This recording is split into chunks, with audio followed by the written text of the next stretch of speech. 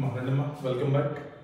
So మనం morning క్లాస్లో ఏం చూసాం, ఈక్వలైజేషన్ లెవీ ఎందుకు వచ్చింది, దాంట్లో ఉండే పార్టీస్ ఎవరు, ఏ సర్వీసెస్ మీద ఎంత పర్సంటేజ్ డిడక్ట్ చేయాలి, అదే చూసి మనం డిడక్ట్ చేస్తే ఏంటి, డిడక్ట్ చేయకపోతే కాన్సిక్వెన్సెస్ ఏంటి, ఇంట్రెస్ట్ ఎంత పే చేయాలి, పెనాల్టీలో కూడా మళ్ళీ నాన్ డిడక్షన్ అయితే నాన్ పేమెంట్ అయితే ఏంటి, ఈ పెనాల్టీ ఆర్డర్ మళ్ళీ వేవ్ చేయొచ్చా లేదా మీరు అప్పీల్ చేసుకోవచ్చా అని మార్నింగ్ చూసాం. ఇదంతా మనకి ఎప్పుడు ఉన్న ప్రొవిజన్సే. లేటెస్ట్గా ఇక్కడ కొన్ని అమెండ్మెంట్స్ వచ్చాయి, ప్రీవియస్ అమెండ్మెంట్స్ ఏమో. ఈ అమెండ్మెంట్స్ మీద ఇప్పటి వరకు ఎగ్జామ్లో క్వశ్చన్ రాలేదు. So chances are very high. ఏంటి ఇప్పుడు నేను చెప్పేటువంటి ఫ్యూ పాయింట్స్ మీద మీకు ఎగ్జామ్లో ఎంసీక్యూ రావచ్చు లేదా 4 మార్క్స్ క్వశ్చన్ రావచ్చు. సో కాబట్టి ఇది కొంచెం మనం జాగ్రత్తగా విందాం. ఏం చెప్తారంటే, ఎవరైతే సర్వీస్ రిసీవ్ చేసుకుంటున్నారో, రిలయన్స్ అవ్వచ్చు లేదా యాపిల్ ఇండియా అవ్వచ్చు, మీరు ప్రతి ఫినాన్షియల్ ఇయర్లో మీరు ఎవ్రీ ఫినాన్షియల్ ఇయర్లో ఎప్పుడన్నా చెప్పండి, ఇది 1/4/2024 నుంచి 31 March 2025 ఉంది. ఈ ఫినాన్షియల్ ఇయర్లో మీరు సెక్షన్ 165 కింద ఎన్ని అడ్వర్టైజ్మెంట్ సర్వీసెస్ తీసుకున్నారు, ఎంత కన్సిడరేషన్ పే చేశారు, ఎంత లెవీ మీరు డిడక్ట్ చేశారని చెప్పేసి ఇలా మీరు లైక్ జిఎస్టీలో మీరు ఫైల్ చేసేటువంటి యాన్యువల్ రిటర్న్స్ లాగా మీరు ఒక స్టేట్మెంట్ ఇన్కమ్ ట్యాక్స్ డిపార్ట్మెంట్కి ఫైల్ చేయాలి. అంటే ఈ ఫైనాన్షియల్ ఇయర్లో మీరు ఎన్ని ట్రాన్సాక్షన్స్ చేశారు, వాట్ ఎవర్ డీటెయిల్స్ అమ్మా, ఎవరికి పే చేశారు, ఎంత పే చేశారు, ఇవన్నీ కూడా మీరు ఒక స్టేట్మెంట్ ఇన్కమ్ ట్యాక్స్ డిపార్ట్మెంట్కి మీరు ఫైల్ చేయాలి. ఎప్పట్లో ఫైల్ చేయాలంటే నెక్స్ట్ ఫైనాన్షియల్ ఇయర్లో 30th June 2025 లోపు. ఏ ఫామ్ అమ్మా, ఫామ్ నెంబర్ 1 అడగొచ్చాము ఎగ్జామ్ అందుకని. సో ఫామ్ నెంబర్ 1లో మీరు ఒక స్టేట్మెంట్ ఫైల్, ఇది first point. Next month next year 30th June 2025 లోపు ఫామ్ నెంబర్ 1లో మీరు ఒక స్టేట్మెంట్ ఫైల్ చేయాలి, details regarding payments under section 165. Sir ఇలా కానీ మీరు 30th June 2025 లోపు మీరు కానీ ఫైల్ చేయలేకపోతే, 30th June 2025 లోపు మీరు కానీ ఫైల్ చేయకపోతే ఏమన్నా పెనాల్టీస్ ఉన్నాయంటే, yes, there is a penalty of 100 rupees. ఇక్కడ నుంచి మీరు ఎప్పుడైతే డిలే చేశారో penalty of ₹100 per day, 100 rupees per day మీకు పెనాల్టీ కూడా పే చేయవలసి ఉంటుంది. ఇది మీకు ఫస్ట్ కేసు. ఓకే, సరే సార్, మేము 30th June లోపు ఫైల్ చేయలేకపోయాం సార్, లేదా ఫైల్ చేసిన తర్వాత కూడా ఫైల్ చేసాము లేదా ఫైల్ చేయలేదు. మీకు ఇన్కమ్ ట్యాక్స్లో రివైజ్ రిటర్న్స్ తెలుసమ్మా, మీకు రివైజ్ రిటర్న్స్, బిలేటెడ్ రిటర్న్స్ ఉంటాయి కదా మీకు ఇక్కడ.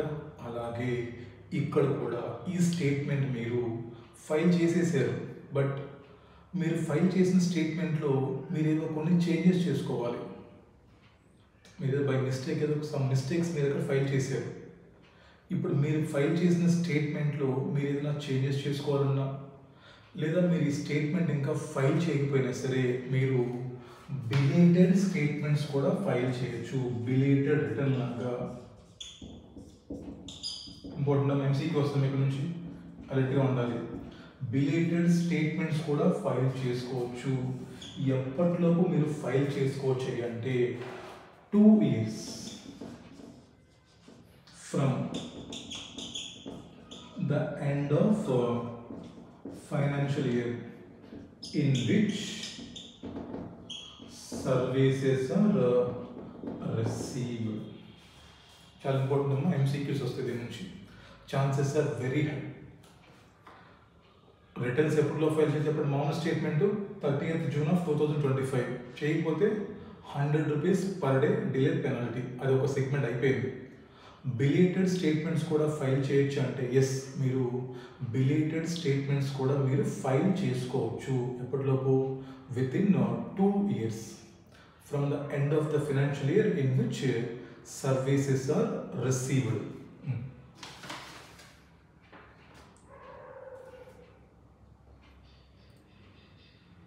ఓకేనమ్మా?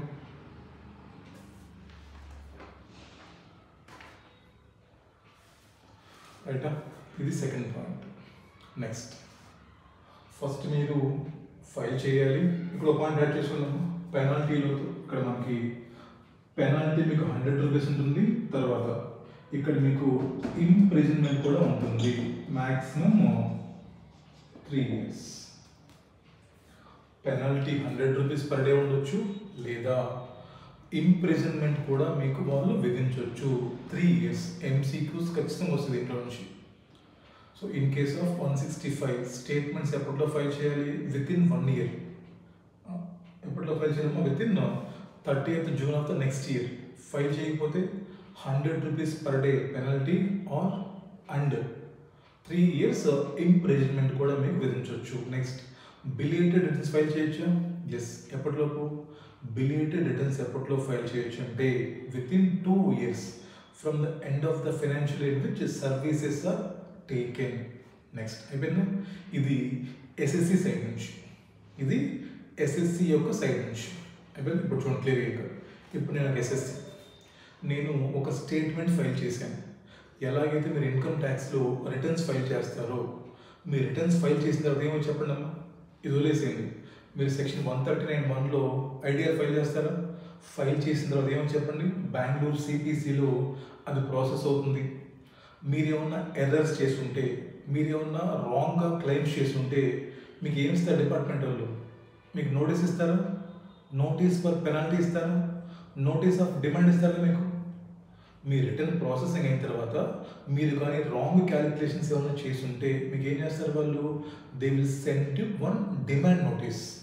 అలాగే ఇక్కడ కూడా మీరు ఫైల్ చేసిన స్టేట్మెంట్స్ అన్ని డిపార్ట్మెంట్ చదువుకున్న తర్వాత, మీరు ఫైల్ చేసిన ఒరిజినల్ స్టేట్మెంట్ అవ్వచ్చు లేదా బిలేటెడ్ స్టేట్మెంట్ అవ్వచ్చు, ఇవి 2 డిపార్ట్మెంట్ చూసిన తర్వాత ఒకవేళ మీరు కానీ దీంట్లో ఏదైనా రాంగ్గా ఫైల్ చేసి ఉంటే, ఒకవేళ మీరు కానీ దీంట్లో ఏదైనా తప్పులు తడగలు చూపించి మీరేమైనా డిడక్షన్స్ సరిగా చేయకపోతే మీకు కూడా డిపార్ట్మెంటు ఒక ఇంటిమేషన్ నోటీస్ ఇస్తుంది for payment of penalty or interest. మరి ఇవ్వాలిగా. మరి మీరు కరెక్ట్ చేశారు, నో ప్రాబ్లం, మీకు ఏ నోటీస్ రాదు. ఒకవేళ మీరు కానీ ఏదైనా రాంగ్ చేసి ఆ స్టేట్మెంట్స్లో మీరు ఏదైనా మిస్టేక్స్ ఫైల్ చేసి ఉంటే మరి మీకు డిపార్ట్మెంట్ నోటీస్ ఇవ్వాలి కదమ్మా. సో డిపార్ట్మెంట్లో ఏంటి ప్రాసెస్ చెప్పండి? అది ఇన్కమ్ ట్యాక్స్ అయినా, పెనాల్టీ అండ్ ఇంట్రెస్ట్ అయినా, that should be done only through notice, intimation. మరి మీకు ఇంటిమేషన్ ఇవ్వాలంటే ఏమన్నా టైం లిమిట్ ఉందా, లేదా లైఫ్ లాంగ్ మీకు ఇంటిమేషన్ ఇవ్వచ్చా? ఇది కూడా ఎంసీక్యూ వస్తుంది మళ్ళీ. అంటే ఎస్ఎస్సి అనేవాడు స్టేట్మెంట్స్ లేదా బిలేటెడ్ స్టేట్మెంట్స్ ఫైల్ చేసిన తర్వాత ఇన్కమ్ ట్యాక్స్ డిపార్ట్మెంటు ఎస్ఎస్సికి ఏమన్నా ఇంటిమేషన్స్ ఇవ్వచ్చా రిగార్డింగ్ ఇంట్రెస్ట్ ఆర్ పెనాల్టీ అంటే ఎస్, ఇంటిమేషన్ పెనాల్టీ ఇవ్వచ్చు. ఎప్పటిలోపమ్మా? Within 1 year. Within 1 year from మీరు ఏ ఇయర్లో అయితే స్టేట్మెంట్స్ ఫైల్ చేశారో అది ఒరిజినల్ అవ్వచ్చు లేదా రివైజ్డ్ అవ్వచ్చు. అక్కడ నుంచి మీకు విత్ ఇన్ 1 year లోపు మీకు ఇక్కడ income tax department assessing officer ఇక్కడ. సో ఎస్ఎస్సికి విత్ ఇన్ 1 year లోపు ఇంటిమేషన్ ఇవ్వచ్చు regarding interest or penalty. Clear? Right. Next last point. ఇంకా ఒకవేళ ఇలా మీకు అసెసింగ్ ఆఫీసర్ వచ్చిన ఇంటిమేషన్లో, ఒకవేళ ఇలా మీకు అసెసింగ్ ఆఫీసర్ వచ్చిన ఇంటిమేషన్లో కానీ ఏమన్నా మిస్టేక్స్ ఉంటే, ఇలా వాడు మీకు ఇచ్చిన ఇంటిమేషన్లో ఏమన్నా మిస్టేక్స్ అపరెంట్ ఫ్రమ్ రికార్డ్ ఉంటే వాటిని మళ్ళీ రెక్టిఫై చేయొచ్చు అంటే రెక్టిఫై చేయొచ్చు. అలా రెక్టిఫై చేయడానికి కూడా ఏమన్నా టైం లిమిట్స్ ఉన్నాయంటే yes, there is time limit of 1 year from intimation given. మళ్ళీ ఈ ఇంటిమేషన్లో కానీ ఏమన్నా మిస్టేక్స్ ఉంటే వాటిని రెక్టిఫై చేయడానికి 1 year టైం ఇచ్చారు. ఇవన్నీ it's very very important. Latest అమ్మ ఇవన్నీ కూడా, ఇవన్నీ మీకు చాలా చాలా ఇంపార్టెంట్.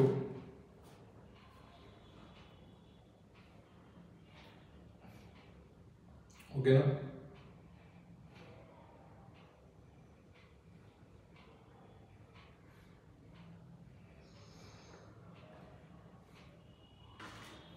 రైట్. నెక్స్ట్ కావాలి గుర్తుపెట్టుకోండి, మీకు ఇచ్చే ఈ ఇంటిమేషన్ ఏదైతే ఉందో డిమాండ్ నోటీస్, ఇది మీకు ఫామ్ నెంబర్ 2లో వస్తుంది. మీకు మీరు ఫైల్ చేసే స్టేట్మెంట్ ఫామ్ నెంబర్ 1. మీకు ఒకవేళ ఏమైనా డిమాండ్ నోటీసెస్ రావాలంటే, ఇంటిమేషన్ ఇవ్వాలంటే అది form number 2 within 1 year from the end of the financial year in which you file the returns. Next ఆ ఇంటిమేషన్ మిస్టేక్స్ ఉంటే they can be rectified within 1 year from date of intimation. Next వీడు నీకు intimation ఇచ్చాడు, ఓకేనా? వీడు నీకు intimation ఇచ్చాడు, అది నీకు నచ్చలేదు. నువ్వు స్టేట్మెంట్ ఫైల్ చేసావు, డిపార్ట్మెంట్కి మిస్టేక్స్ కనిపించి వాళ్ళు నీకు పెనాల్టీ ఆర్డర్ పాస్ చేశారు.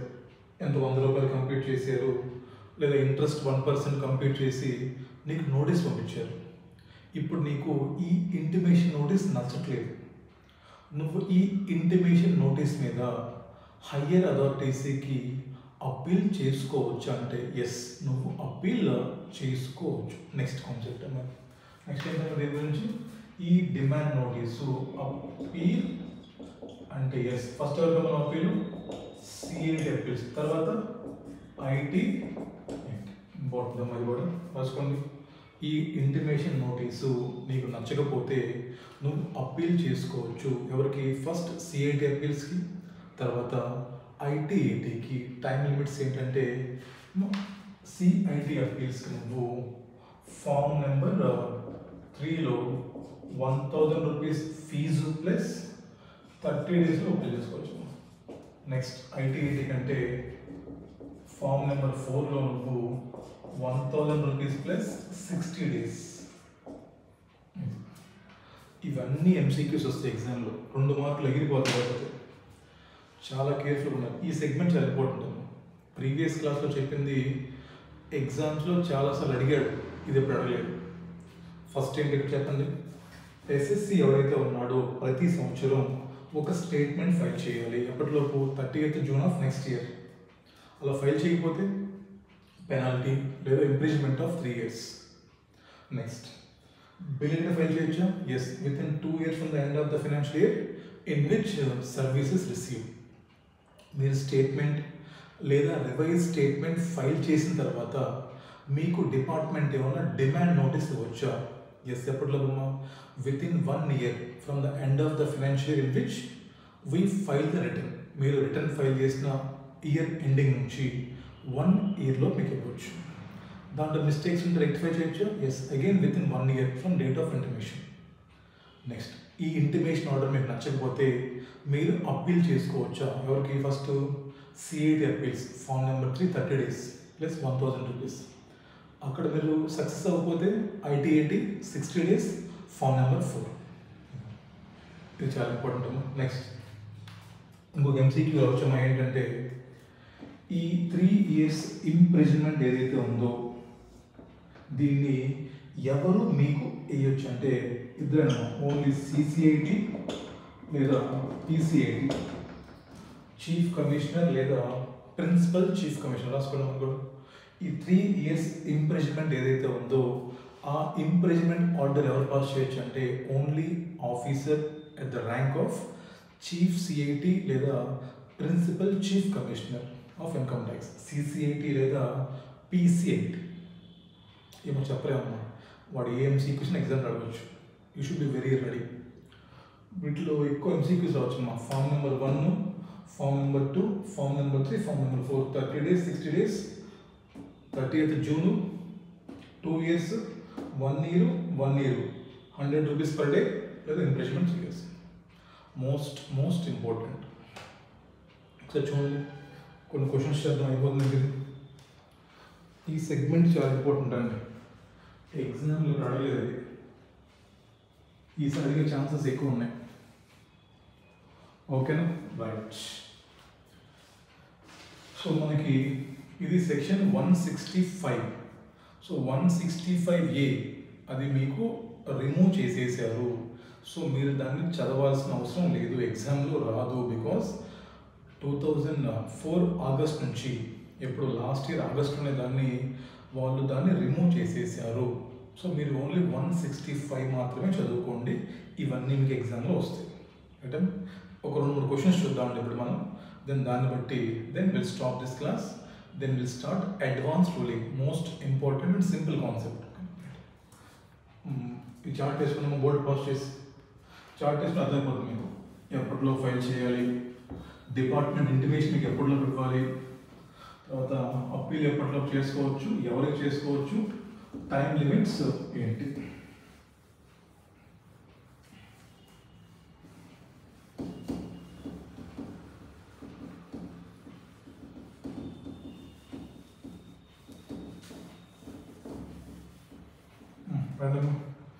నేను మీకు ఇచ్చిన క్వశ్చన్ బ్యాంక్లో పిచ్ క్వశ్చన్ నేను వదిలేసాను. అది నేను కొన్ని పాస్ట్ ఎగ్జామ్ క్వశ్చన్స్ ఇక్కడ నేను రాశాను, అవి డిస్కస్ చేద్దాం. ఓకేనా, రాసుకున్నాను. First, N limited and Indian company. Past exam questions అమ్మాయి చూడండి సార్. ఇక్కడ ఏదో ఎన్ లిమిటెడ్ ఉందంట, ఇండియన్ కంపెనీ. ఈ కంపెనీ బిజినెస్ ఎక్స్పాండ్ చేయడానికి ఆన్లైన్ అడ్వర్టైజ్మెంట్ సర్వీస్ తీసుకున్నారు స్కై ఇంక్ నుంచి. Sky Inc of New York. వీళ్ళకి ఇండియాలో పిఈ లేదన్నమాట. దీనికోసం వీళ్ళు 10 lakhs పే చేశారంట. ఇది ఫస్ట్ క్వశ్చన్ అడిగిందో. ఎగ్జామ్ క్వశ్చన్ 4 మార్క్స్కి ఏమడిగారంటే, ఎన్ లిమిటెడ్ ఇండియన్ కంపెనీ ఫర్ సూత్రం చెప్తారు ఇక్కడ, బిజినెస్ పెంచుకోవడానికి ఏదో సూత్రం చెప్తారు మనకి. ఒక ఇండియన్ కంపెనీ ఉందంట, ఒక ఫారెన్ కంపెనీ నుంచి నాట్ హ్యావింగ్ పిఈ నుంచి they are taking online advertisement services. ఇప్పుడు క్వశ్చన్ అంటే, what are the consequences in the hands of N limited, in the hands of Sky Inc limited. చెప్పడం ఏంటో, as per section 165 అంతేనా, Indian company doing business in India or non-resident having PE in India for taking any specified services, that is online advertisement services, they should deduct 6% levy on the amount payable, provided ledante except in the following 3 circumstances. Intermavi, if consideration does not exceed 1 lakh. 1 lakh datinda? Yes. Next, taking not for the purpose of business, ఇది business కోసమే కదా. Next, provider having PE in India, వీడికి PE లేదంట. అంటే ఏంటి, 3 conditions సాటిస్ఫైడా. ఏ question వచ్చినా కూడా మీరు ఈ మొత్తం రాయాలి, సెక్షన్ రాయాలి, సెక్షన్లో ఉన్నటువంటి పర్సంటేజ్ రాయాలి, తర్వాత ఎక్సెప్షన్స్ 3 మీరు రాయాలి. 1 lakh దాటకపోయినా, బిజినెస్ కోసం తీసుకోకపోయినా, లేదా వీడికి పిఈ ఉన్నా కానీ. సో ఈ కేసులో 3 కండిషన్స్ మనకి ఫుల్ఫిల్ అయినాయి కాబట్టి వీడు ఈ 10 lakhs పేమెంట్ చేసేటప్పుడు ఎంత మనం డిడక్ట్ చేసిన వీడు 6% అంటే 60,000 రూపీస్ డిడక్ట్ చేసి నెక్స్ట్ మంత్ 7th లోపు డిపార్ట్మెంట్కి పే చేయాలి. ఇలా వీడు కానీ పే చేశారంటే వీడికి పీజీడీపీలో ఎక్స్పెన్సెస్ అలౌ చేస్తారు. టీడీఎస్ ఏంటని చెప్పండి, 40AIB ప్రకారం వీడు 6% డిడక్ట్ చేయాలి. చేస్తే మాత్రమే వీళ్ళకి మనం అలౌ చేస్తాము. వీడి సంగతి ఏంటి సార్, వీడి చేతిలో 1050 ప్రకారము ఈ ఇన్కము ఎగ్జెంట్, ఇదమ్మా వెళ్ళాల్సింది. This is what you have to right. వీడి చేతిలో ఎగ్జెంట్, వీడి ముందు డిడక్ట్ చేయాలి, ప్లస్ ఈ సెక్షన్ ప్రకారము టీడీఎస్ కట్ చేసినప్పుడు మాత్రమే వీడికి అలౌన్స్ వస్తుంది. ఇది ఇలాగ మీకు ఎగ్జామ్లో క్వశ్చన్స్ వస్తాయి. Okay, right. నెక్స్ట్ క్వశ్చన్ చూడండి. ఇంకోటి వినండి అమ్మా చాలు. Next, Raghu limited. ఇక్కడ డేట్స్ ఇంపార్టెంట్ అమ్మా మనకి, ఇది చాలా ఇంపార్టెంట్ క్వశ్చన్. నెక్స్ట్, ఏదో రఘు లిమిటెడ్ అమ్మా. ఇప్పుడు డేటు 30th June 2020లో ఎవరి దగ్గర నుంచి ఫారిన్ కంపెనీ నుంచి వీళ్ళు ఒక ఆన్లైన్ అడ్వర్టైజ్మెంట్ సర్వీస్ తీసుకున్నారు. ఎంతకి? 3 లక్షలు. నెక్స్ట్ ఈ అమౌంట్ వీళ్ళు డిపార్ట్మెంట్కి మరి 23rd March 2021 పే చేశారంట. Question, Raghu limited Indian company ఒక ఫారిన్ కంపెనీ నుంచి ఆన్లైన్ సర్వీసెస్ తీసుకున్నారంట. రాసుకోవాలి క్వశ్చన్స్ మీరు కూడా. ఎప్పుడమ్మా? డేటు 30th June తీసుకున్నారంట. దీన్ని వీళ్ళు 23rd March 2021 పే చేశాడు తీసుకెళ్ళి. రేంటి మరి? ముందు సెక్షన్ మొత్తం రాయాలి మనం. As per section 165 Indian company taking specified online services from foreign company. మనం 6% కట్ చేయాలి. ఈ కట్ చేసిన 6% ఎప్పట్లో పే చేయాలి మనం? 7 days, 7th of next month. ఎప్పుడమ్మా అది? 30th June అంటే సార్ 7th July 2020 లోపు పే చేయాలి. వీడియో ఎప్పుడు చాలా లేట్ చేశాడు. సో కాబట్టి మనం ఫస్ట్ ఏం చేయాలి? ఇంట్రెస్ట్ కనుక్కోవాలి, అదేవిధంగా పెనాల్టీ కనుక్కోవాలి. ఇంట్రెస్ట్ చెప్పండి. 1% per month or part of the month. ఎన్ని మంత్స్ చూడడం? July, August, September, October, November, December, January, February, March. 1 2 3 4 5 6 7 9 months. ముందు అమౌంట్ చెప్పండి ఎంతో? 3 lakhs into 6%. సో 18,000 కట్ చేయాలి. డిడక్ట్ చేసాడు మనోడు, బట్ పే చేయడం లేట్ పే చేశాడు. ఇంట్రెస్ట్ ఎంత ఇప్పుడు? సారీ, ఇంట్రెస్ట్ 1% ఎంతమ్మా? 18,000 into 1%, 9 months. ఇంత కనుక్కోండి మీరు. ఎంత వస్తుంది? 1620. మరి పెనాల్టీస్ అనేది ఏంటి? 1000 per day ఫ్రమ్ ఎప్పటి నుంచి? ఎప్పటి నుంచైనా 8th July నుంచి 23rd March వరకు. నెంబర్ ఆఫ్ డేస్ కౌంట్ చేయడం నేను. జూలైలో 8th నుంచి కౌంట్ చేసి 23rd March వరకు కౌంట్ చేయడం వస్తుంది. 259 days రావాలి మనకి.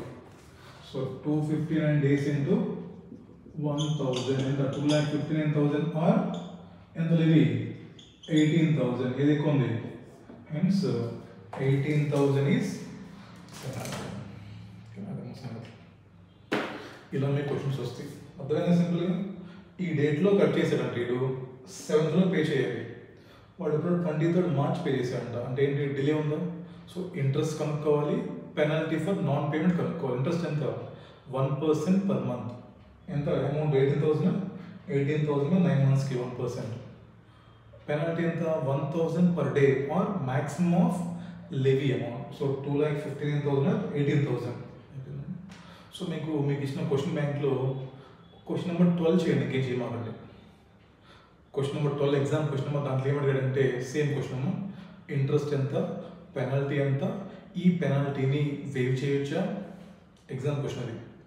మీకు ఇచ్చిన క్వశ్చన్ బ్యాంక్ క్వశ్చన్ నెంబర్ 12 ఏదో చూడండి ఒకసారి. ఇంకేం చేయమని మిగతా క్వశ్చన్లు. మిగతా క్వశ్చన్స్ అన్ని 165 ఏ మీద ఇచ్చారు. వేస్ట్ ఆఫ్ టైం ఎగ్జామ్కి. సో ఇదే క్వశ్చన్ కంటిన్యూ చేసాం అనుకోండి. పెనాల్టీ కనుక్కున్నామా? ఈ పెనాల్టీ వేవ్ చేయొచ్చా? వేవ్ చేయకపోతే ఎస్ఎస్సి అప్పీల్ చేసుకోవచ్చా?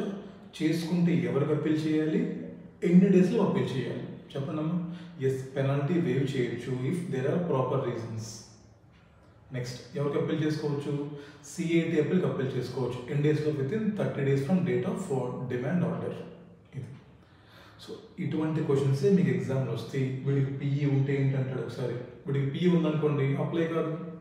పిఈ లేకపోతే అప్లై అవుతుంది. ఉంటే 6%. ముందు 6% డిడక్ట్ చేయాలి. వితిన్ 7 daysలో పే. నెక్స్ట్ మంత్ 7th లో పే చేయాలి. పే చేస్తే ఇది, పే చేయకపోతే ఈ కాన్సిక్వెన్సెస్. పే చేశారనుకోండి వీడికి ఎగ్జామ్లో వీడికి డిడక్షన్. పే చేయకపోతే ఇంట్రెస్ట్, పెనాల్టీ. సో ఇలా మీరు ఒక సీక్వెన్స్ వెళ్ళండి. ఈ 4 marks మీకు గ్రిప్లో ఉంటాయి. ఎటువంటి క్వశ్చన్స్ చేయవలసిన అవసరం లేదు. మీకు ఇచ్చిన క్వశ్చన్ బ్యాంక్లో ఓన్లీ క్వశ్చన్ నెంబర్ 12 మాత్రమే చేయండి. అది ఎగ్జామ్ క్వశ్చన్. మిగతా అన్ని కొట్టేసేయండి. ప్లస్ ఈ ఎగ్జాంపుల్స్ రాసుకోండి. First example, second example. Equalisation లెవెల్కి మోర్ దాన్ సఫిషియంట్. కానీ మనం నెక్స్ట్ క్లాస్లో అడ్వాన్స్ రూలింగ్ చేద్దాం. అగైన్ అక్కడ నుంచి కూడా మీకు 2 to 4 మార్క్స్ వస్తాయి ఎగ్జామ్లో. అది కూడా మ్యాక్సిమం 1 hour పడుతుంది, 40 minutes అంతే. ఒక చిన్న చార్ట్ వేసుకుంటాం. Will finish that chapter. కలుద్దాం. బాయ్.